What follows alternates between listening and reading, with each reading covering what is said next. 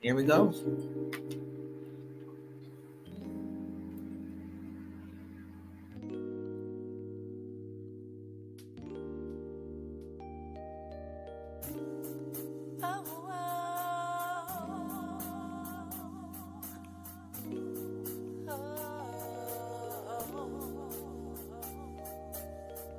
I wake up to days where I just don't know what's in store for me when I walk out the door.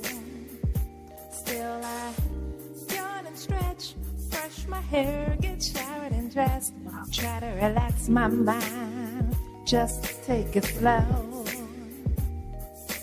Pull up the blinds to the whole wide world outside my window, watch the people walk by on a clueless stroll. My heart is heavy and my mind is frayed.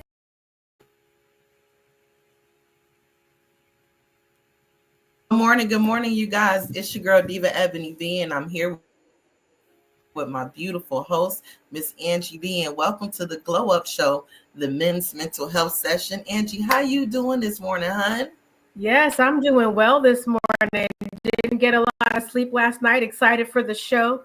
Doing some talking to the Lord just to make sure it all goes well. How are you doing this morning? You look gorgeous. I love your earrings. Hey, we got to pull it together. The Kings are here, and we want to make sure that we are honoring them. Today, we are blessed to have Mr. Corie Brinson on the show and Mr. Leon Moss Jr. on the show, and we're talking about a really empowering thing that needs to be a journey of mental health challenges and self-care via fatherhood. I'm so grateful that they allowed us to sit with them and spend some time with them. We're gonna go ahead and bring them on into the lounge. You guys make sure you like, subscribe, and share the YouTube page. And while you're in here, kings and queens, you can go ahead and comment right here live on YouTube, and we will bring your comment up. We want to make sure that we get your questions and your comments, and you guys showing some love to our special guests. Let's bring the kings in the building. Hello, family. How y'all doing? All right, blessed and highly favored. Hello. How you doing? Hey, I'm doing good, and I'm super honored to be here. I'm gonna go ahead and throw it over to Angie. First of all, let me give a big shout out to Angie, because Angie is very passionate about men's mental health, and she does a lot of work in the community, and she comes up and seeks out a lot of resources for you guys to be able to win. So Angie, I just want to give you some flowers on today for that, and thank you for just being so passionate about our brothers and their mental health and giving us the opportunity to just hush and listen to what they got to say and how they feel. Yeah, of course. Thank you so much. And thank you for the opportunity to be able to co-host with you and facilitate these wonderful sessions and get to learn from the men. And as you mentioned, we have a wonderful show on this beautiful Saturday where we're going to be talking about, the fatherhood journey and what that's been like, single fatherhood or the households where the father is the primary caretaker, and what those challenges are like and what the supports are that the men had, and what tips that the Mr. Brinson and Mr. Moss have for us on today to share with fathers and young men or even older men who may be out there somewhere in their journey just looking for support. So I'm excited to get started with that. Amen. We love it. It's all good. Okay. So I gotta throw my stats out. I gotta throw my stats out. I love my stats. So when I was doing my research, I was actually surprised to learn that there's 3.5 million single father households, and that's 1 in 5 households that are single fathers. And I think the other stat was something like 14% was single fathers who had full custody of their children. So I wanted to toss it over to Mr. Brinson and ask him about what his experience has been like with fatherhood, and then we'll hand it over to Mr. Moss. Okay, how y'all doing, everybody? Well, more or less with me, growing up, I never had a father. Like, so it wasn't it wasn't even like a thing of a person of interest type thing. So it was kind of a gift and a curse. On the curse side, it was more like I had to learn a lot about manhood through different sources, healthy and unhealthy alike. But the blessing was, it was no generational curse. Everything I'm learning is one step at a time, one foot in front of the other. I don't have a bad memory of a father to say, well, I treated my son bad because he treated me bad. You know what I'm saying? So it's kind of like a gift and a curse, and it ain't no playbook to it. It's an everyday thing. You know what I'm saying? As long as you keep one foot in front of the other and you present, you know what I'm saying? It's all about love. Nothing can add up to that. You know what I mean?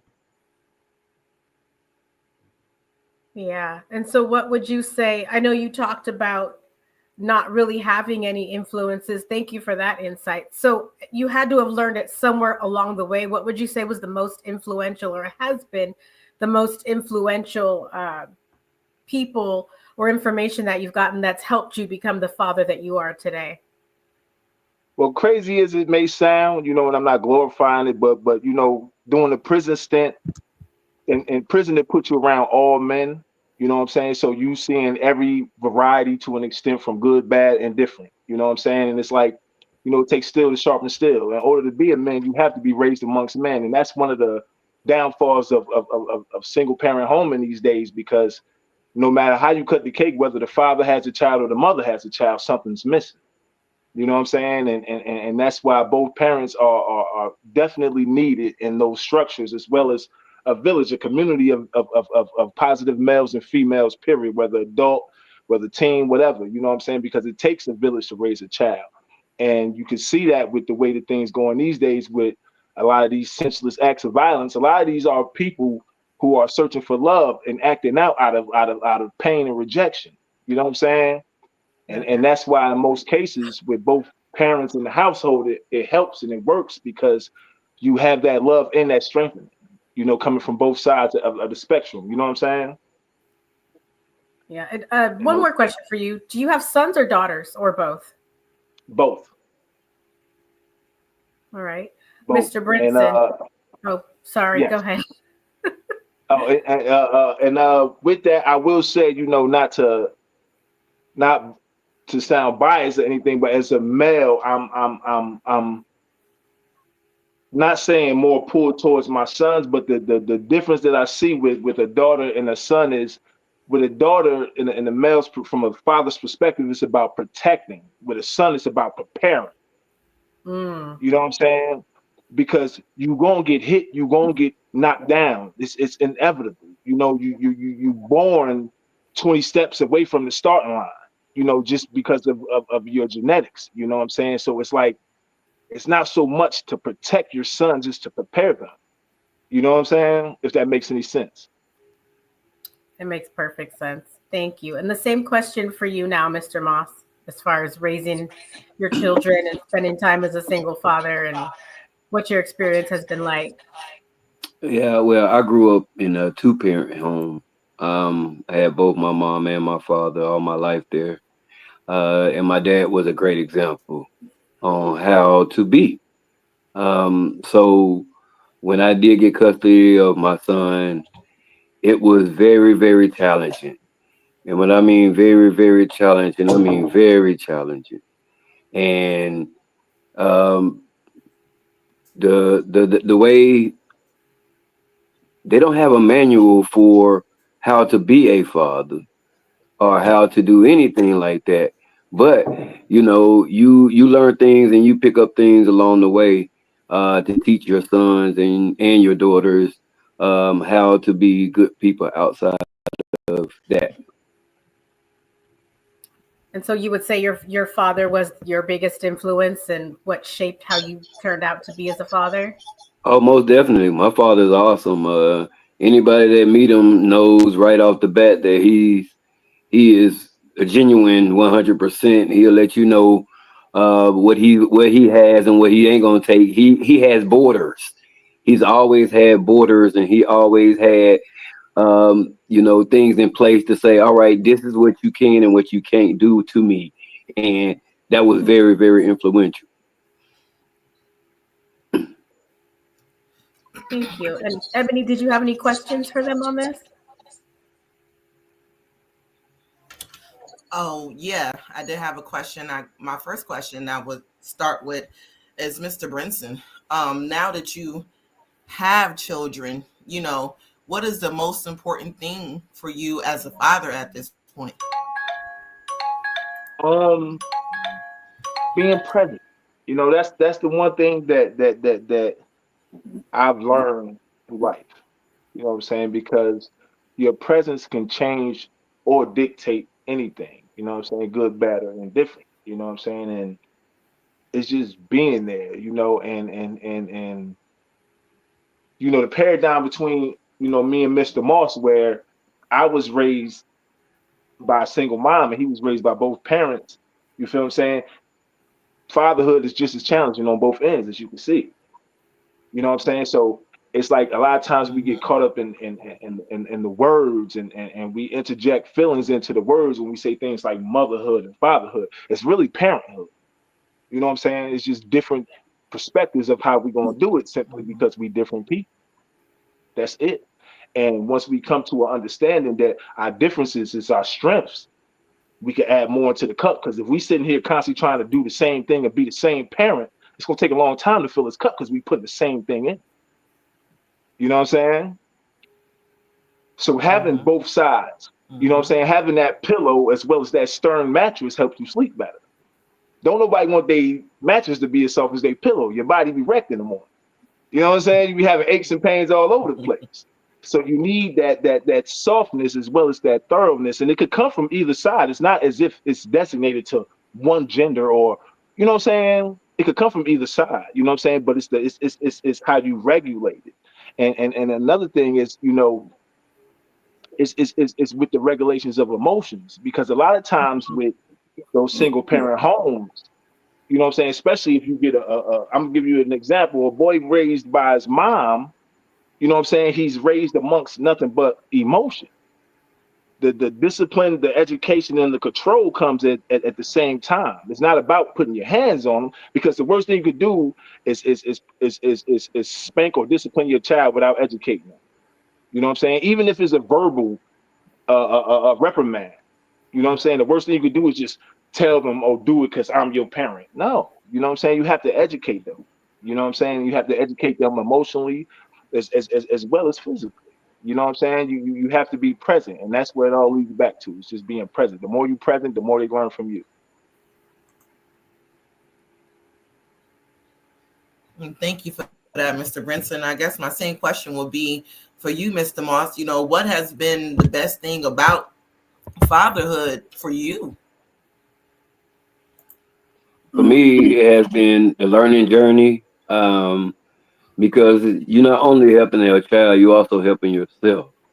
When you think about things, situations, um, things, because you got to understand, I'm also very Christian man, and I believe that God put you through things for a reason. And guess what? Sometimes that reason make you a whole lot stronger than you Mm. did when you first came in. So, child raising a child, like I said before, it doesn't come with an instruction manual, but you learn as they learn, and you learn them, and they learn you, and that's how that relationship is really built.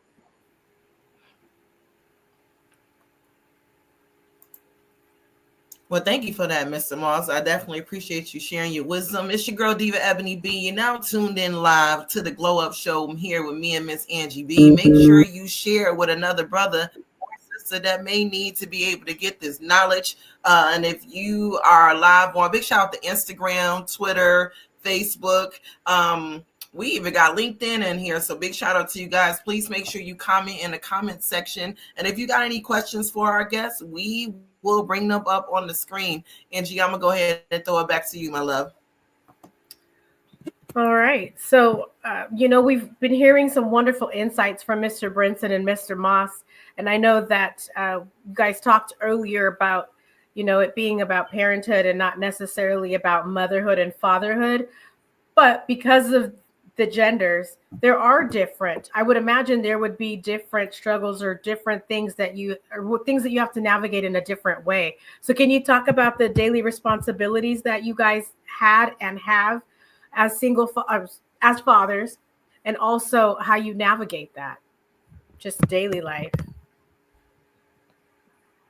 Well, I would say myself is I don't set, how can I put this? I don't set expectations for tomorrow with fatherhood, because like I was explaining in the beginning, with me, it's a blank page. So I'm in the position to literally write my own story towards fatherhood, and it feels good, and and you don't know how much, things mean to you to a stint come when they're not around you. I don't care if it's a vacation. I don't care if they go to their other parent house for a couple of days. I don't care if they go to their godparents' summer vacation. You feel it. You know what I'm saying? And that alone lets you know that the attachment is real. But as far as your question, as far as the different things, I can't really speak on the struggles that women face with children. You know what I'm saying? Because, I can't say which is more, which is less, but I won't even try to put myself in a place to compete against a woman when it comes to parenthood. You know what I'm saying? But the thing is, yes, there are different ways to do things. I just I just keep myself prayed up, believe in God, one foot in front of the other, and things fall where they may. Thank you, Mr. Brinson. Same question, Mr. Moss. I agree with Mr. Brinson. It's a day by day trial. You don't just look way to the future and trying to raise a child because circumstances each day changes. Children love attention. They love, you know, more attention than anything. We know women are very much emotional creatures, so they tend to men with the children just a little bit better than the men. But we are getting better, and we are spending more time, attention, and emotions with our children to let them know that we are here for them no matter what. So there we go. And just to add a little insight on something too, like from a perspective wise, like with the differences of how, just speaking from a man perspective of how I see things, and not saying that it's absolutely true, but from my understanding is, with men, we our love is more external because we live to look out for danger, if it makes sense. We our main purpose, our first purpose to the woman and children is protection, then provision, and so forth and so forth. So a lot of times when the internal house doesn't feel like, oh dang, daddy ostracized or daddy pushing us to the side, they not really understanding that our love exists externally where mom's is internal. So mom's love is felt through any kind of movement through the house. I don't care if it's a cat or a dog in the house. You know what I'm saying? That cat Yeah. and dog rub up on mama first. You feel what I'm saying? Because y'all love is internally. Y'all love is within reach. Anything that y'all can touch, y'all love is already programmed to hit that. With us, it's more like, okay, yeah, I love you. Now get over here and stand your ass back here so we can make sure that we get hit first. You know what I'm saying? And that's how we Yeah. show our love. It ain't always the, because you got to teach a man to be mushy. You got to teach us to be, you want chocolates, and you know what I'm saying. You got to teach us these things, because if you Yeah. don't, we think putting the meat on the table, that's the biggest way of showing love that we know how to do. You know what I'm saying? So we just, you understand, and it's not even, it's more mechanical. It's just how we function. You know what I'm saying? Yeah. That makes sense, because you're talking about providing and protecting and making sure nobody's getting hit by cars and nobody's breaking in the house. And if somebody's knocking on the door at midnight, you're the one checking the door, making sure everybody's safe. So I completely get what you're saying. As you were talking, I was thinking about, I've actually had this conversation with, well, part of this conversation with guy friends that I've had over the years. And some of the things they tell me as far as what they navigate is like you had mentioned you have daughters, Mr. Brinson. And one of my friends was talking to me about how he navigated when his daughter was younger. And he happens to be a single father too, how he navigated taking her in public restrooms when they would be out at the mall or something like that. Can you speak to that, since you have both boys and girls, if you've had those types of struggles or navigating just daily things like that? Girls hit puberty and all kind of stuff. Boys want to Yeah, play sports and all kind of stuff. I've actually been in that position before with my daughter, with my oldest daughter. It was because it's like it's you hit a place where you don't know what to do, and that is extremely frustrating for a man. For a male, that is like to hit a brick wall and not know what to do, because Mm. it's like you've been programmed to know not to go in that bathroom, but your daughter has to go in that bathroom. You know what I'm saying? So it's like your brain racing a million different ways, and you just improvise. You know what I'm saying? Like, it's been situations where I get to the point where I ask the lady to take her in there, or I stand by the bathroom and literally block the door till she come back out. You know what I'm saying? And not even thinking that I'm harming somebody else or holding up somebody else's progress in the instance, is just thinking that I'm trying to protect my daughter. You know So what I'm saying? goes back to the protection thing.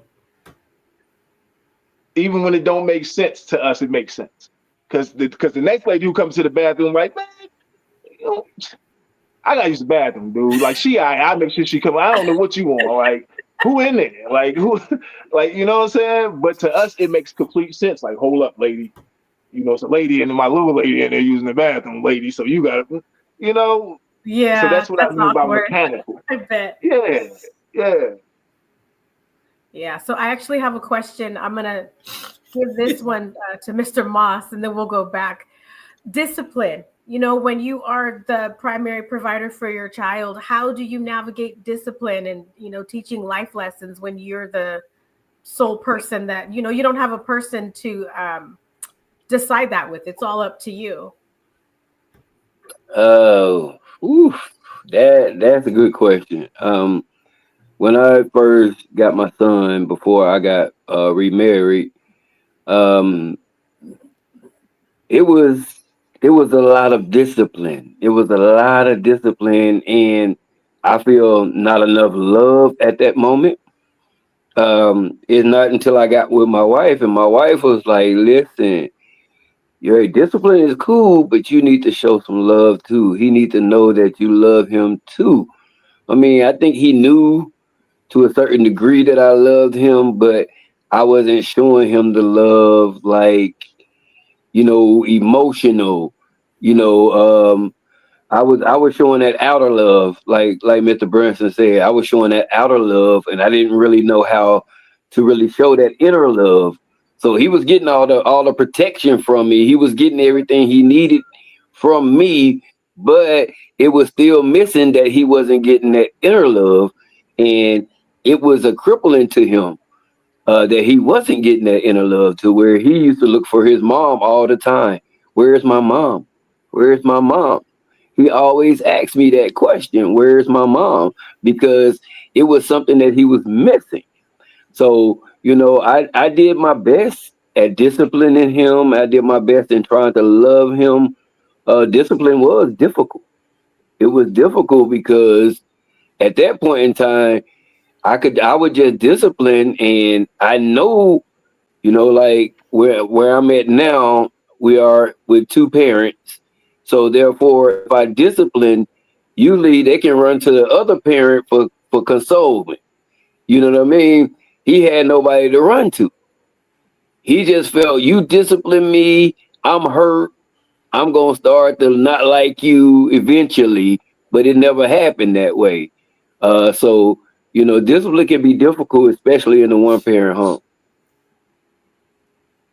Thank you. Mr. Brinson, same question. With me, I have a hands off policy. You know what I'm saying? Simply because I just believe that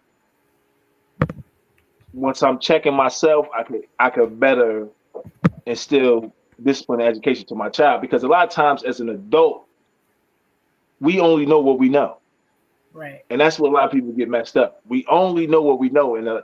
And you see people out here, and it's unfortunate that some kids end up in situations where they're abused, but they don't even, they, a lot of times they look at their parent, they don't know what their parent went through.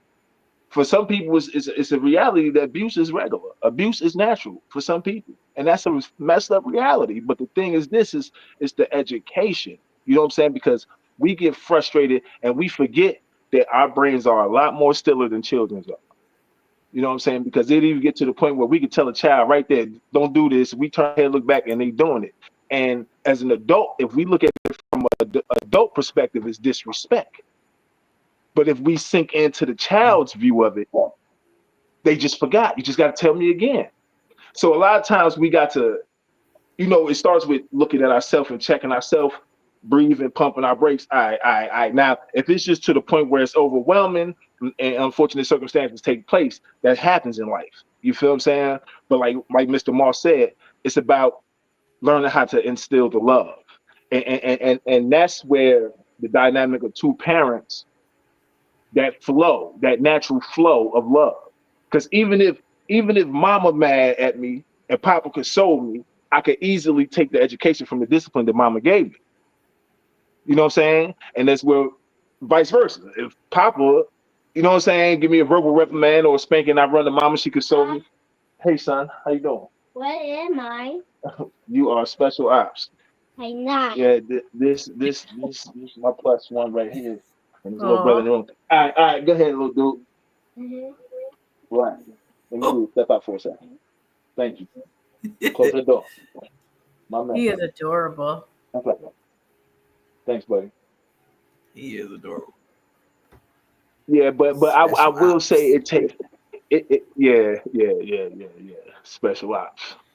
That's them the kids. The special ops. For real. Ops, all you can do is love. All you can do is love them to death, god damn it. Like, they drive you crazy. They the special ops for real. You hit me. It's been said right here online today. The children are a special type of ops. You feel me? We're gonna make it. We're gonna be all right. That was good. That was good. But yeah, like I said, it's just with parenting, it's you have to realize that to the day you off this earth, you are a student as well as a teacher. You have to learn from them just as much as you try to teach them. Because if you not reciprocating that flow of information, love, and education, they're gonna shut down. And it ain't easy. I don't care how much money you got. I don't care how much whatever you got. It's not easy. It's not meant to be easy. Because most things that come to you easy, you don't have a lot of love for. You know what I'm saying? Most things that come easy, you're not looking to sacrifice for easy things. You know what I'm saying? So Whole as I sermon. stated, you go. Yes, thank you. But as I was just saying, it's just educating ourselves as adults, and then approaching the situation as an adult when we're dealing with our children. Because if we approach a situation frustrated, we looking at our children as adults, and that leads to punishment. First thing we thinking is, how can I put you in a position where you would never do this again, whether right, wrong, or indifferent? Mm-hmm.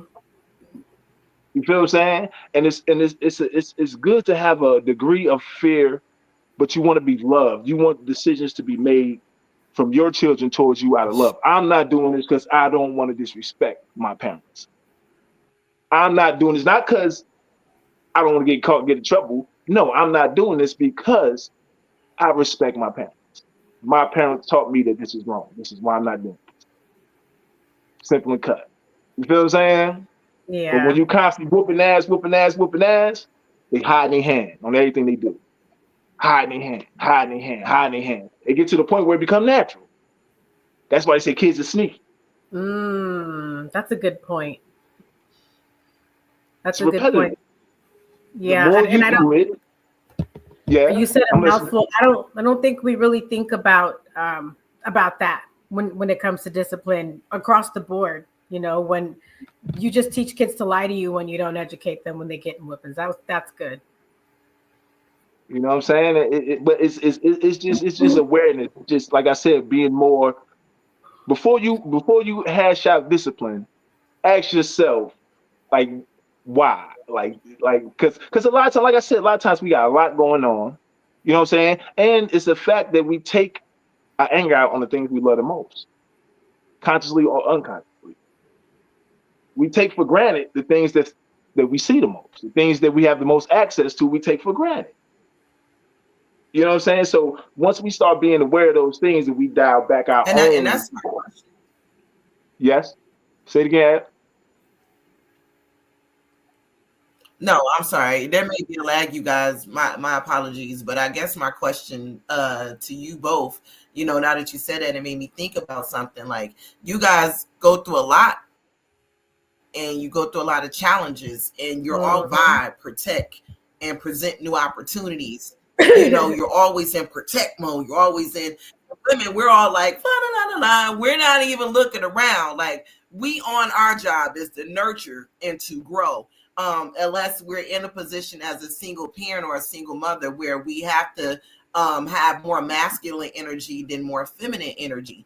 But you guys usually don't express like, yo, I'm overwhelmed with the kids, or I'm feeling some type of way, and what about my career, and what about how I'm feeling, or maybe something didn't go through and the bill is late and what not. And how do you guys, how do you go for a communicating whelmed and I need help? Or do you just, say, listen, I'm gonna try to figure this thing out?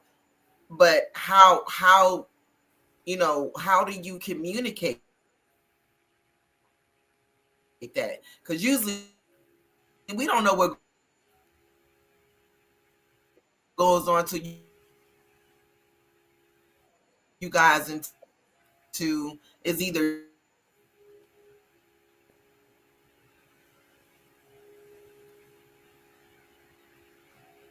there we go.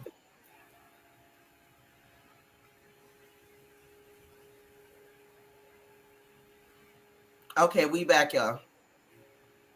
Well, we ain't gonna stop as the show. I don't care how this thing go, but we gonna keep going. Not gonna stop. Diddy, no Diddy, but won't stop, can't stop, y'all. No Johnson and Johnson. Keep it going.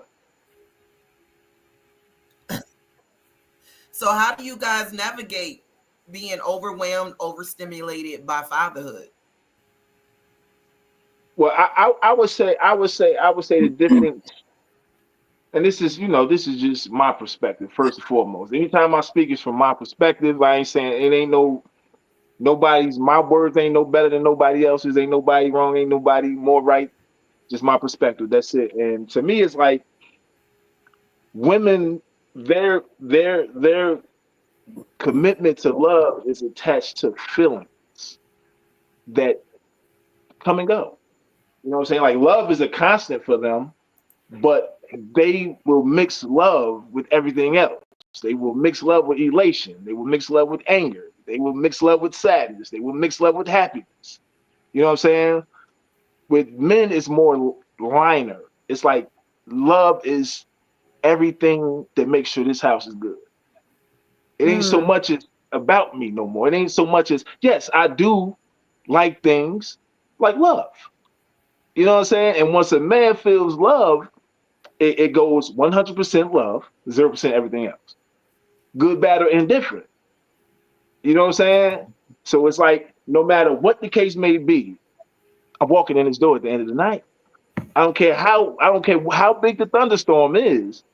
I'm walking in this door at the end of the night. Whereas with a woman, you know what I'm saying? Sometimes it's, I ain't happy. And it could just be you frustrated, don't want to go home, so you don't go home. You sit in your car for 2 hours in front of the house watching your phone.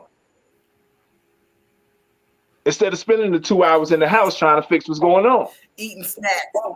You feel what I'm saying? You go to lunch by yourself. Eating snacks. We always gotta share. I'll tell you what we do. Eating snacks. By yourself. You ate lunch for 3 hours by yourself. You feel me? So this is, and it's not to say one is right and one is wrong. I'm not saying that. I'm just saying, pointing out the differences. You feel what I'm saying? Because at the end of the day, it's like with us, it's like, look, this is what I signed up for. Either I could fix it or leave it flat. You know what I'm saying? But To you know, kind of All right, piggyback Mr. off Moss, how about yeah, kind of piggyback off Mr. Brinson. You know, I feel too. You know, sometimes like with males, you know, we are who we are, and we're gonna be who we be. We are very satisfied for spending our whole paychecks on bills and happy and happy and happy. You know what I mean? We are great. You know what I'm saying? Ain't got a cent in our pocket, but guess what? We are we great done. because we know the family is great. You know what I mean? The family, the home front is good. So we are happy and we are, like he said, 100% love. When we all in, we all in. We don't care about nothing else but the home front and to make sure that it is good. You know what I mean? And that's how we came to be. Cause that's why I say we're gonna be who we are. You know, we all are not the same. No, we're not. We're not all the same, but those like-minded people think like me, like Mr. Brinson, we are happy with that scenario to know that the home front is taken care of. You know what I mean? It's not about us anymore. And we do that with kids, we do that with our wives, we do that with, our significant other, Mhm. but it's the home front. Yeah, sometimes we have to take a mental break. That's why we take our space to ourselves, right? I'm a gamer, I like the game. Guess what? I'll get on the game for a couple of hours. That's a release for me. That is a release for me. So, we have to take that mental break. When we do, she leaves me alone. The kids leave me alone because they know that that's daddy time. You know what I'm saying? Sometimes, the kids will come watch. Ooh, ooh, ooh. Hey, they join in. Hey, hey, hey. We spending time. We having abundant time at that moment. Even in my break, we still bonding. So yeah, it's very important that we feel the way we feel because of the 100% love, and that's where we are. All right. Big shout out to Michelle Brinson live on the check-in on the YouTube. She said, I'm taking a mental break from my day so I don't take it in the house with me. And I also prepare for the storm that may be ahead of me. And if you ain't gotta get ready if you stay ready. I get that. And she did have a question as well. It says, as a hands-on parent, when you become overwhelmed, okay, what techniques do you have to get yourself back right mentally? And you guys just broke that down for us. And I do leave my husband alone. He leaves me alone. I think it is a such thing as having you time. Because you become overstimulated and being the Pisces and a sensitive thug I am, I'm trying not to take anything personally. If he snapped, that means, well, I need to leave him alone. Go do something. I'll never forget my husband. Like, you gonna get your toes done, you're gonna get your nails done. He didn't tell me to leave, but he was trying to hint, like, listen, I need and I used to be like, the games is gonna burn your brain cells, but it's a meditation, it's a release. If I can go do things for me to release, why he can't have his game? So guys, thank you for sharing that as well. And Michelle, thank you for your comment. And Angie, Yeah, I'm so gonna throw it back over to you, love. yeah, so it sounds like with the video games and being loved on for them, that is from their own mouth, that is them seeking help through the. So I'm sorry, not just seeking help and setting boundaries. You just said your husband told you go get your feet done. He's not telling you, but he's setting that boundary by saying that, and that's important because they're just speaking both to the fact that they really don't slow down to take breaks the way we slow down to take a break. I was watching a YouTube video one day, and this lady said that men and women, she's called it venting or bragging. So when men are talking to us and telling us things, and you guys can correct me, I actually want to know what your guys' thoughts are on it. this lady had given feedback and said, you know, when men are talking to women, man, I got to pay all the bills. I did this today. I went through this. It's been this kind of week, that a lot of times men aren't actually complaining. They're actually bragging. We hear it as venting because that's what we do. Do you guys agree with her? What do you think about that comment that was made by that YouTuber? I disagree Yeah. personally. Me personally, I disagree because that ain't even something that we should be even talking about. Like that's like how women say men act today sassy. That's some sassy shit for me to be sitting here telling you like Sassy. I gotta pay all. That's my fucking job. Excuse my language, but that, okay, yeah, all right, that's what I do. Like what? Like I mean I just that's just an argument now. If it's just on some stuff like you just like if you sitting there and you not contributing in no kind of way, like as far as because sometimes it could be just the emotional stuff, making sure your partner come home, you know what I'm saying, to a tranquil environment, you know what I'm saying, like, and that's worth more than any paycheck in itself. But that's not like an argument that a man should be having with his woman. Now on the other side, yeah. I mean, for niggas just sitting there ain't trying to do nothing. I understand the woman like, damn, nigga, I pay all. Like, what the fuck? What you know what I'm saying?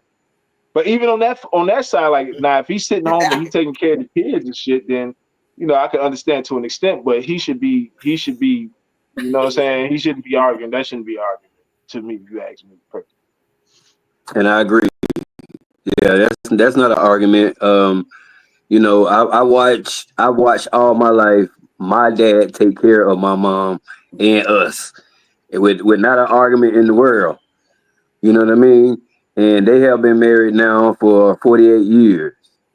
And they both retired now, and they can't stay at home. They are all over the world with each other. They don't go anywhere without each other.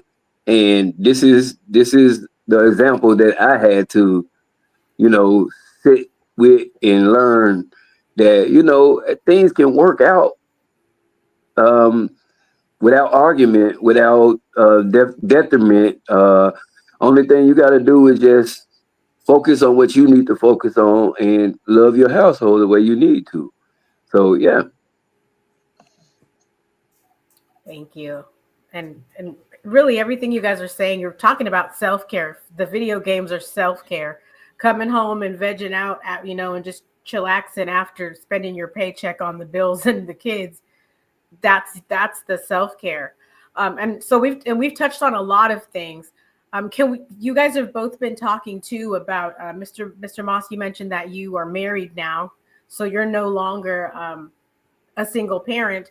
And Mr. Brinson can speak to it too. What's it like to blend the families from the father's perspective, and how did that work? What was that like for you, bringing I, you know I, I, bringing go, I go first there, Mr. Brinson. I go first. It's a challenge. It's a challenge. Blended family is not fun. It's not for the faint of heart. It can work, but you have to put, what my wife like to say, 1,000% into that. If you don't come with 1,000%, you might as well don't come at all, because you can have where one parent thinks you like your kid better than you like my kid, or you got one parent treating a child a little bit different, favoritism. I mean, it's a lot of borders that can happen with the blended family. And so, if you come in with the love of God and you love unconditionally all children, regardless biologically or not, um, then it can succeed. I have a 11-year-old daughter who's not biologically mine, but you would never know it if you see us in public or anything else, because I have adapted to love her as she's mine.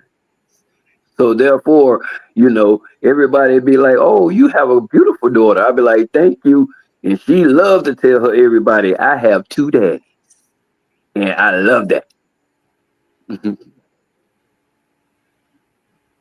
What do you think makes your blended family successful? You said God, but are there other things that influence that too? Yeah. The parents have to be on the same page. Most definitely. If the parents are not on the same page, then it's gonna go down because kids know how to manipulate. They know how to use one parent against the other. You know, I'm trying to receive your love, and I try to, um, receive your love, and I'm trying to make, light of the situation. So if you don't give me what I want, I know that this person is trying to be accepted into the family. So I'm gonna go around your back to see if I can get it from that person. And and if that does happen, it make a quarrel between, you and your newly wife, or, your spouse at that moment. And the kid was like, well, I got what I want. I don't care about what y'all going through. I got what I want. So you have to, be on the same page and make sure that things like this don't happen, that y'all are a united front together, that the kids know, hey man, no matter what's going on, they gonna be together, and we gonna have to listen. We gonna have to listen, and we gonna have to follow, this lead, regardless of what's going on.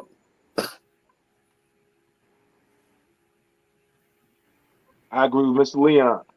He put it best. I ain't really got much more to take to it. He pretty much put it together properly. You know. I want to give Are a you big shout out to Joaquin on the check-in. Big shout out to Joaquin on the check-in. We definitely appreciate his comment. He said Shout out. blended families are the Mhm. best thing in the world.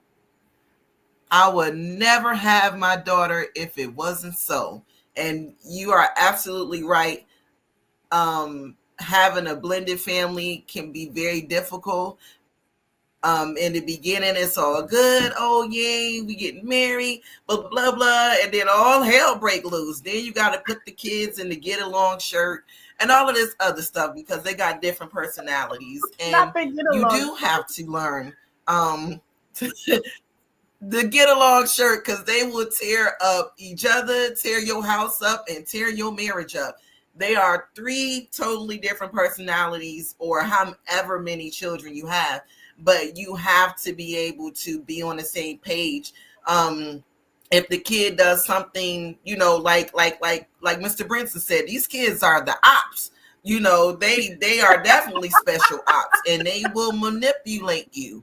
Uh, they will manipulate both of y'all, and then y'all going back and forth arguing, and then you realize, like, wait a minute, why why are we arguing? Then the kid over there eating their little snack in the corner, cheese and he. They don't care about nothing that's going on because they're not mature enough and they can't relate to what's going on. But what we can do, and what me and my husband has done, and shout out to our first lady, Stacy Jackson, and our pastor, Aaron Jackson, we they said y'all got to get on the same page so you same rule is going to be on both ends, so they know they can't bounce back and forth, because we fell for the okey doke, but we learn from it, and that's okay.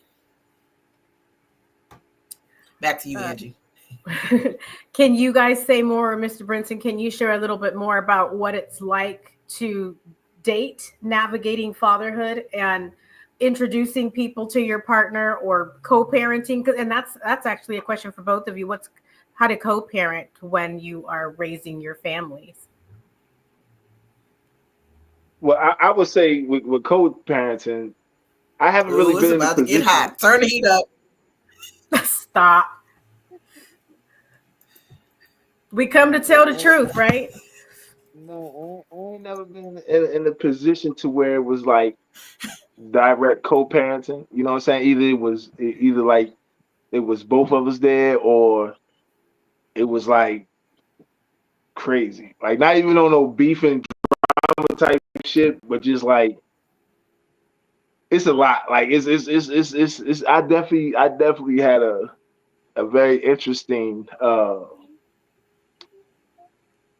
parenthood, to say the least. But nevertheless, I ain't gonna go all the way into all that right now. It's just I'm gonna say you just can't be daunted. You can't you got to learn to regulate yourself because a lot of shit like I said, kids could do things that make you feel adult feelings. Kid Mm. actions can cause you to feel adult feelings. You know what I'm saying? And some people don't recover from that. Some people internalize it, lock it in, and make it real, even though it's coming from a kid. You know what I'm saying? Like I done seen instances where one parent get a kid to say to the other parent, "I hate you," and that parent don't recover from that. You Mm. feel what I'm saying? Like literally, will get up and leave. Okay, y'all hate me. I don't want to be here. I'm out forever. You feel what I'm saying? And don't even take the time to say, well, where did this come from? Like, how could you hate me? Why would you hate me? When you start doing self inventory. So once you do your self inventory, you realize you ain't did nothing to deserve the hate. You know what I'm saying? Now you move on to what's the next level of this? Because it can't be you. Because I ain't do Mm. nothing for you to hate me. It's impossible. I'm your parent. You know what I'm saying? Now, if you do your self inventory and you check some boxes that deserve you being hated, then that's a whole nother story. You feel what I'm saying? But once you do self inventory, because it's wild what hurt feelings can cause people to do, Mm. and it has no boundary or border. You got people pressing buttons to kill people in whole other countries because of the way they feel. They're not even the same country. They just feel a type of way. So, like I said, Right. everything goes back with being able to self-regulate, being able to check your boxes, look at your buttons, where the red ones at, where the green ones at, what's being pushed, what's not being pushed, what needs to be pushed. You know what I'm saying? Because like we started in the beginning of this conversation, there is no book on parenting. Right. There's no book on life. You know what I'm saying? It's either you're gonna be the parent you always wanted to be, or you're gonna be the parent that you never wanted to be. It's only two ways that it's gonna go. Like, it ain't a bunch to it. There's no in between. You can't do a little bit of loving. Hugging Mm. you once every other weekend, that ain't loving. You know what I'm saying? It's to the point like, and we so confused and we so constricted by society that we at the point where we believe it's okay for another person to order us on how much we can see our kid. You know what I'm saying? You don't. There's no other species on Earth that go through this type of stuff. There's no other childbearing species on Earth that thinks this. That's deep. You feel me? That's So deep. you have to look once again, self-regulation. Look into your programming. Look into what you was taught, because that's the only way you could make action off of what you was taught. You can't do something that you don't know how to do. That's true too. That's right. Simple shit. And I tell people all the time, one of my greatest, things I ever learned from somebody else. They told me, if you want to learn something, start forgetting a lot of shit. Mm. Say it one more time. If you want to learn something, start forgetting a lot of shit. Because the majority of things that we taught are wrong. Yeah. You know what I'm saying? So it get to a point where emotional regulation. We don't only live in our emotion. We live in every emotion around us. Just because if you could allow an angry person to make you angry, you living in their emotion. You know what I'm saying? Mm-hmm. So it like I said, once we learn to self-regulate, and it's not no, I ain't got it figured out.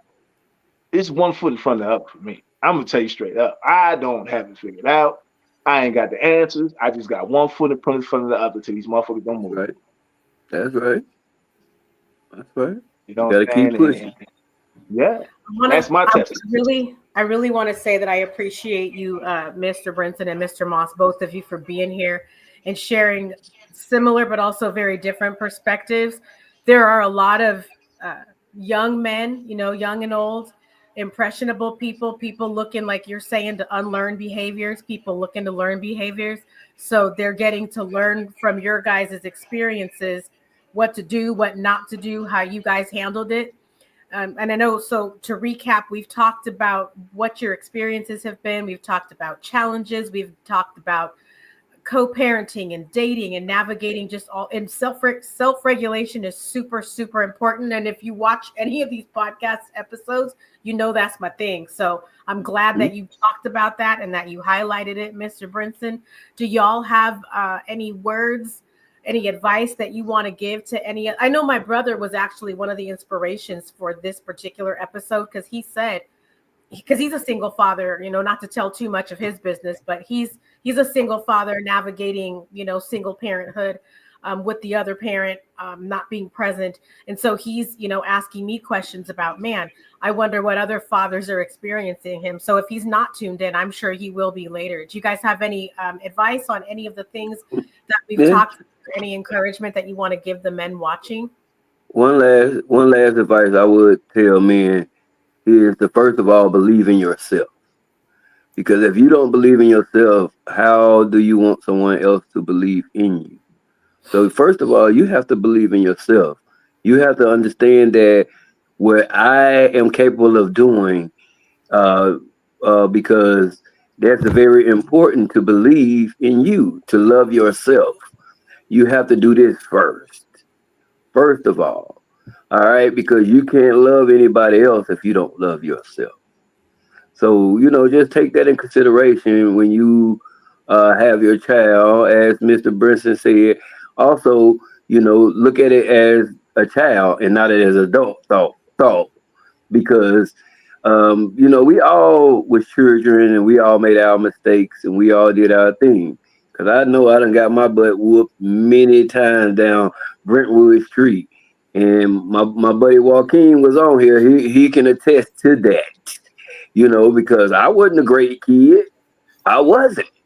But guess what? I'm a better adult because what I tell my wife all the time, experience is the best teacher. Sometimes we have to go through those experiences to grow, right? I used to tell my kids all the time, a mistake is when you do wrong one time. If you do it again, then you become habitual. You feel what I'm saying? A mistake is when you learn from it. If you don't learn from it, it's not a mistake. It's something that was cognitive in your head to get done, and you're going to do it again and again and again. So just remember that, to love yourself, believe in yourself, and pray. Pray lots of prayer. Well, first and foremost, Joaquin I said, want to. I would say protect your. Go ahead. Sorry, go ahead, Huh? Mr. Brinson. Go ahead. Oh no, I was just saying, first and foremost, I want I to said, go thank ahead. y'all My for bad. inviting me on the show. You know what I'm saying? Salute to y'all. I'm very proud of you, Ebony. You know what I'm saying? You're my big sister. You know what I mean? I'm very, very proud of you, and I appreciate the opportunity to, reach out, just talk to other people, and hopefully, we could. If this podcast touch you, break the cycle. If these words make sense, break the cycle. You know what I'm saying? That goes for anybody who watching. And another thing that I'm big on is I say this a lot, one foot in front of the other, because the fastest man on earth could only take one step at a time. You know what I mean? So don't never doubt yourself. You know what I mean? Things ain't meant to always go right, and it ain't meant to be easy to be a man. You know what I'm saying? It ain't meant to be hellish or hard neither, but we built to make up the difference. You feel what I'm saying? So, just love and push forward with life. God first, everything else will work.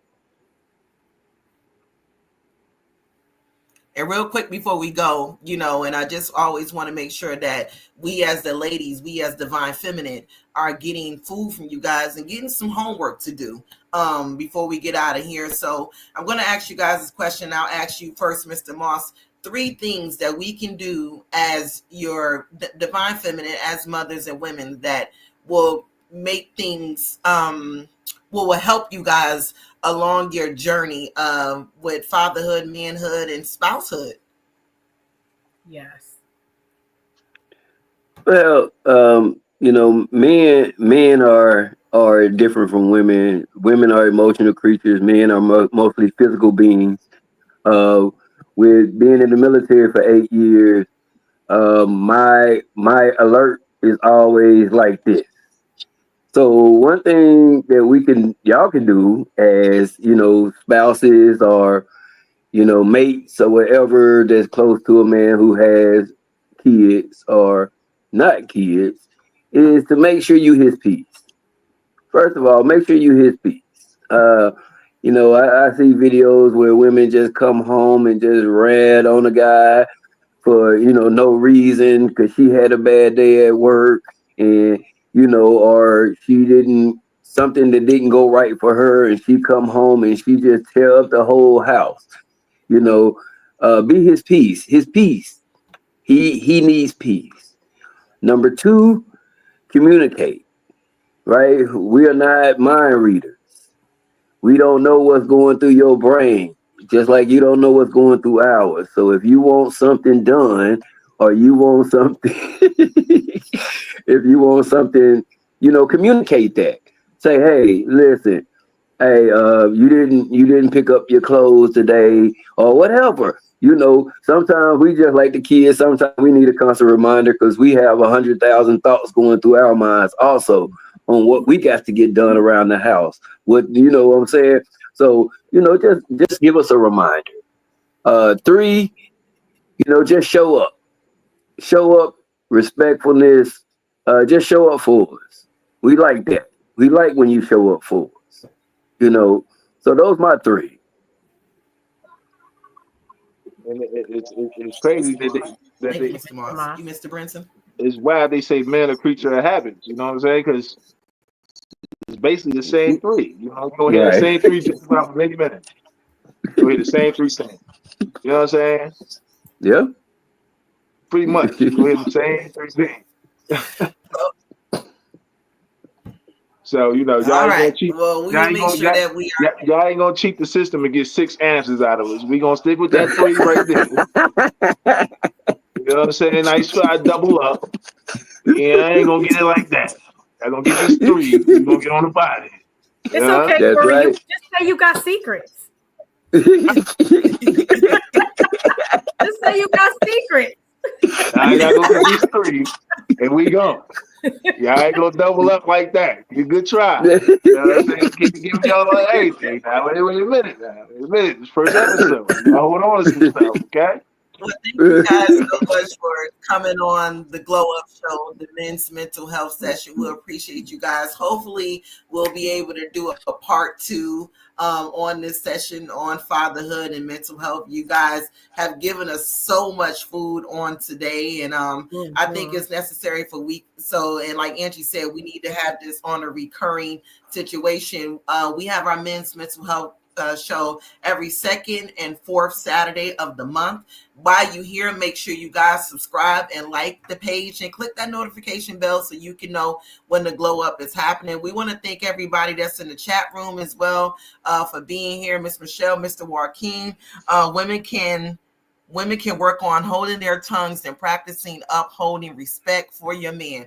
Thank you, Amen. Mr. Joaquin, for that Amen. one. Drop the jewel. We're gonna put that on the screen. And Mr. Mark Carroll is here. We appreciate you being here. Since good afternoon, Dee and I really enjoyed this session.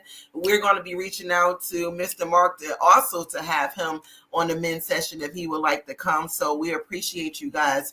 Again, thank you guys for being here. We're going to work on a part two with these two incredible kings. I know that their schedules is busy, and thank you for being here. And Angie, go ahead and take us out, man. Yeah. So my couple final thoughts I have is there are two wonderful, wonderful programs in the area that I'm in. I live in Washington State. I'm in Tacoma, Washington. I don't want to mess up which acronym this is for, but the acronym is DADS, and it's a program that supports fathers in general. I know that when I worked with them once upon a time, they were helping navigate co-parenting and court processes and things like that, having to do with parenting and support and those things. And then there's another one called Dad's Move. They have a lot of different support services, parenting classes, things of that nature. There's also a group. I want to say it's called the Fatherhood Conversation Group. It's with a gentleman called Lavelle Sykes, I think is how his name is pronounced. It's Lovell. SYKES. So you can follow him on Facebook, and he posts all the time. So I just wanted to give you guys those 3 resources if you're in my area. And I would just like to close up with the final thoughts of, again, thanking Mr. Moss and Mr. Brinson for coming on the show and dropping the jewels and allowing us to be flies on the wall and listening to what they had to share, and just allowing us to soak it up so that we can carry it back. And then for them to be educating the men that are on the show watching. And shout out to Joaquin also, who came in with his gem at the end.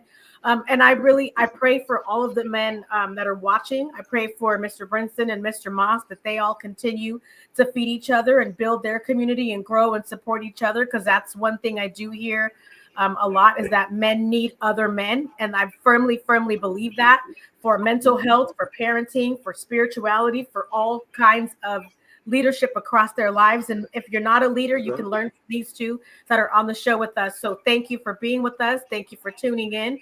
We love you. And thank you, Ebony, for this platform. And my last shout out is for my brother for this show idea, Keone Monakea. I love you, brother. You know what it is between me and you. I hope you tune in later. Have a good day, everybody. Salute. Salute.